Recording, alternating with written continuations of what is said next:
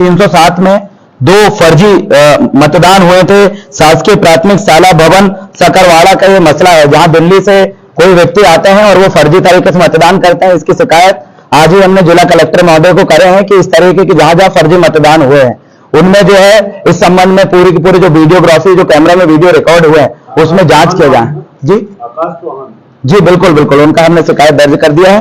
और अगली चीज हम ये भी कहना चाहते हैं, पुलिस प्रशासन को भी हम ये कहना चाहते हैं, निर्वाचन अधिकारी, कि इस तरीके से जो कल की जो लापरवाही हुई है दारू से संबंधित, वो तो हुई है, लेकिन इसके साथ साथ हमने देखे हैं कि पुलिस प्रशासन के गाड़ियों में भी दारू सेलिंग का काम हुआ है। ये बहुत गंभीर आरोप मैं इसलिए लगा रहा हूं क्योंकि ये चीजें देखने को मिली। पुलिस प्रशासन को जब सूचित करने के बावजूद भी प्रशासन अगर उपस्थित नहीं हो पा रही है, हम जैसे तीसरे नंबर की पार्टी के कार्यकर्ता हम चुनाव लड़ते हैं सिर्फ इसलिए कि लोकतंत्र है, हमें भी एक मौका मिलेगा विधानसभा में अपनी बात रखने का, जनता भी हमें एक मौका देगी। लेकिन जनता तो मौका देने के लिए तैयार है, लेकिन पुलिस प्रशासन और बाकी सत्तासीन पार्टियां चाहती ही नहीं है कि हमारे जैसे छोटी पार्टी के जो नेता है, छोटी पार्टी के जो प्रत्याशी है, वो उस तरीके से आगे बढ़े।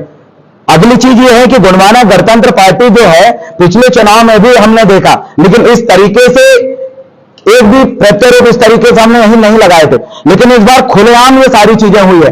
हमारा एक कार्यकर्ता अमरवाड़ा के बीच बस स्टैंड में चिल्ला रहा है कि एक नेता की गाड़ी यहां पर जा रही है, बकायदा झंडा लगा है, चुनाव चिन्ह बनाए, इस गाड़ी पे कार्रवाई करो।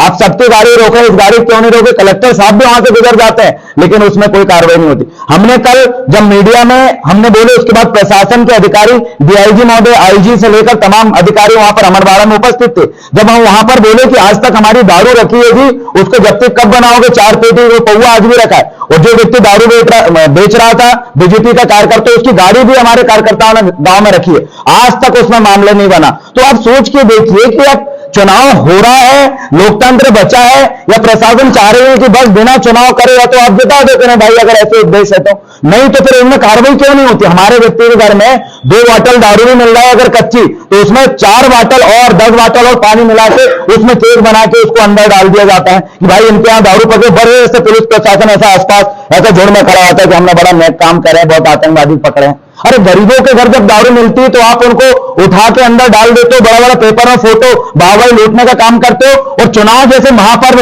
मतलब जब आचार संहिता लगी हो तब पुलिस प्रशासन ये काम क्यों नहीं कर रही है? हमारा सवाल ये है। और ये एक घटना नहीं है जो तो हमारी नजरों के सामने आया, जो घटनाएं हमारी नजरों के सामने आ ही नहीं है, उन चीजों में तो पुलिस प्रशासन और प्रशासनिक अधिकारी मिलजुल के कितने तरीके से काम नहीं किए होंगे भैया। अब हम कैसे उम्मीद कर सकते हैं कि ईवीएम सुरक्षित होगी? और जब हमारी आंखों के सामने इतने भयंकर उल्लंघन हो रहे हैं, हमारे कई कार्यकर्ताओं को कल मार भी पड़ी है, उनकी हमने अभी एसपी साहब को आज आवेदन भी दिए, लगभग 4 आवेदन वहां पर पहुंचे हैं, आप चाहे तो वहां पर से ले सकते हैं। इतना अगर कार्यकर्ता विधानसभा में आता है, वहां पर भाजपा हिंदी मंडल अध्यक्ष जो है पवन बंजारा जी अपनी क्या बोलते हैं सतीश मिश्रा जी की थार गाड़ी से शराब पहुंचाने का काम कर रहे थे जगह जगह पे। वीआईपी गाड़ी को ज्यादा ध्यान देगा नहीं, इसीलिए बूथ के अंदर 100 मीटर के अंदर पहुंच के दारू पहुंचा रहे हैं। क्या नाम था भैया उनको? कोड़ोपे का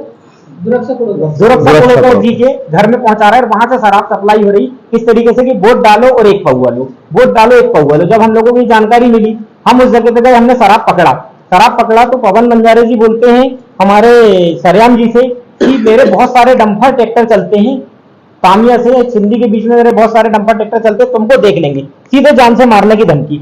हमने पुलिस को फोन किया तो 45 मिनट में पुलिस 3 किलोमीटर आई। अगर कोई पैदल व्यक्ति भी है ना तो 45 मिनट में वहां से परासिया तो पहुंचे ही जाएगा 30 किलोमीटर, लेकिन पुलिस 3 किलोमीटर 45 मिनट में आती है। पुलिस वाले आते हैं, माल की जब्ती करते हैं, जब्ती करने के बाद फिर उनकी एक नई टीम आ जाती है।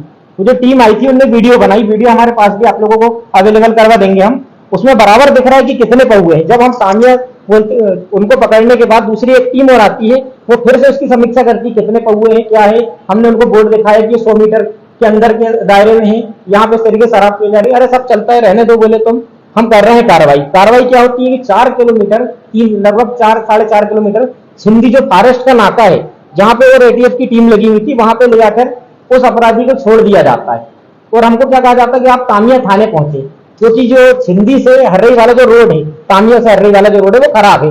तो हम लोग सिंधी से जोगी मार वाला जो रोड है, सिंगल रोड है, पक्का रोड, हमने कहा कि उससे हम चले जाते हैं। हम तामिया थाने पहुंचते तो वहां पे क्या होता है कि पुलिस हमसे बोलती है कि हमको इस बात की किस तरीके की जानकारी नहीं है। जब कुमड़ी तामिया थाने के अंतर्गत आता है, तो तामिया थाने वालों को इसकी जानकारी होना चाहिए। कहीं ना कहीं तामिया की टीम की भी नौकरी ड्यूटी लगी उसमें, तामिया के पुलिस वाले थे जो साथ में थे, घनश्याम उइके जी करके एक है, उन्होंने ये माल की जब्ती बनाए। वहां पे हमने जब लिखित नामा मांगा कि भाई आप लिख के दे दो, तो वहां पे लिख के दिया आप सभी तामिया थाने आए। अपराधी को तामिया थाने नहीं पहुंचे, हमने 3 घंटे वहां बहुत मेहनत मशक्कत की है। जब तामिया में तामिया टीआई से जब हमें पूछे कि आप बताएं कि अभी तक वो क्यों नहीं आए, तो बोले मेरे नॉलेज में कुछ नहीं, चुनाव है, मेरी जो ड्यूटी लगी मैं घूम रहा हूँ। हमने फोन किया, समय फोन कट जा रहा था, बोले हमको किसी तरीके की कोई जानकारी नहीं है। हमने उनको वीडियो बताया तो बोले ऐसी वीडियो तो ढेर आते एडिट भी हो सकते हैं। मैंने कहा सर ये आपकी टीम के लोग भी दिख रहे हैं जिनने वीडियो बनाए, इनको देख लो आप, हमारी किसी तरीके की नहीं सुनी। उसके बाद हम लोगों ने जो इनको जान से मारने की धमकी वगैरह दी गई पवन बंजारे जी जो हैं उनके द्वारा, उसके लिए भी धारा कौन सी लगाई गई, अभी बीएनएस की धारा 352 लगा के इस मामले को रफा दफा कर दी। जैसा हमने बताया वैसा काम नहीं किया गया। जो हमने बताया हमारे साथ जो घटना हुई, हमने ये भी मेंशन करवाने की कोशिश की कि भाई शराब पकड़े, हमने मना किया गया, लेकिन शासन प्रशासन ने कहीं हमारी नहीं सुना। और जब हमने आवाज उठाई पवन बंजारा के खिलाफ, तो इस तरीके से उन्होंने नॉर्मल धारा में एफआईआर दर्ज कर दी। जो घटना हुई उसके हिसाब से एफआईआर नहीं लिखी गई, अपने मन के हिसाब से सिर्फ आप तो साइन कर दो। तो कहीं ना कहीं अपराधी को रास्ते से छोड़ दिए। कहीं ना कहीं सत्ता पक्ष के दबाव में आके प्रशासन चुनाव को अपने ढंग से करना चाह रहा है। फिर उनको चुनाव करवाने नहीं चाहिए, उनको सीधे घोषित न कर देना चाहिए कि भाई भाजपा का कार्यकर्ता चुनाव में विजय हुआ या कांग्रेस का कार्यकर्ता। आप कांग्रेस भाजपा की सत्ता के दबाव में आके ये कर रहे हैं। सीधे से थाने के हमको बोले आपको जो करना कर लो, इस तरीके से कुछ नहीं हो सकता है, यहाँ भीड़ लगाने से कुछ नहीं होगा, सब अपने अपने घर जाओ। हम लोग